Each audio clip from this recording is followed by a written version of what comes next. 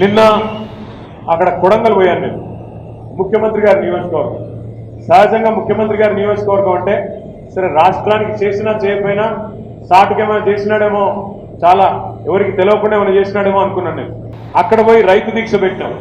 అక్కడ అడిగిన రైతుల్ని ముఖ్యమంత్రి గారు అసెంబ్లీలో నిస్సిగ్గుగా చెప్తున్నాడు, మరి అందరికీ రుణమాఫీ అయిపోయింది, రైతు బంధు టకీ టకీ అని పడిపోయింది అన్నాడు, మీకేమన్నా వచ్చిందని అడిగిన.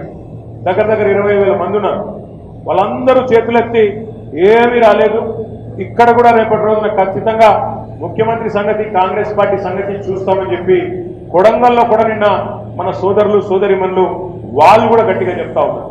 అట్లే మీరు గమనిస్తే ఈ సంవత్సర కాలంలో, ఈ 14 నెలల కాలంలో ఎవరి కోసం ఈ ప్రభుత్వం పనిచేస్తుంది అంటే మీ జిల్లా మంత్రుల గురించి అయితే నేను చెప్పాల్సిన పని లేదు. మరి అరాచకం.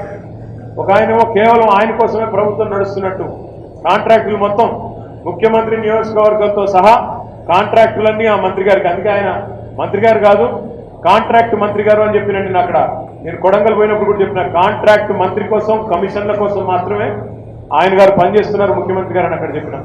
ఇక డిప్యూటీ సీఎం గారికి నేను చెప్పాల్సిన పని లేదు, వాళ్ళ పార్టీ ఎమ్మెల్యేలు చెప్తున్నారు 30% కమిషన్లు, 10% కమిషన్లు, ఇంట్లో కూర్చున్నాళ్ళు కూడా ఇవాళ తెలుసా లేదా నేను చెప్పినాను సీక్రెట్, జిల్లాలో తెలీదా, తెలుసా? వ్యవసాయ మంత్రి గారు ఆయన కూడా చూస్తున్నారు మీరు. వ్యవసాయ మంత్రి గారు ఒకటి చెప్తాడు, సీఎం గారు ఇంకొకటి చెప్తాడు. వ్యవసాయ మంత్రి గారు రుణమాఫీ ఇంకా కాలేదు అంటాడు, సీఎం గారు అయిపోయింది అంటాడు. ఇట్లా ఒక రకంగా అసలు మంత్రులకు ఒకరికొకరు శృతి లేకుండా ఇవాళ అధోగతి పాలైపోయింది రాష్ట్రం అనే భావనలో అందరూ కూడా ఉన్నారు.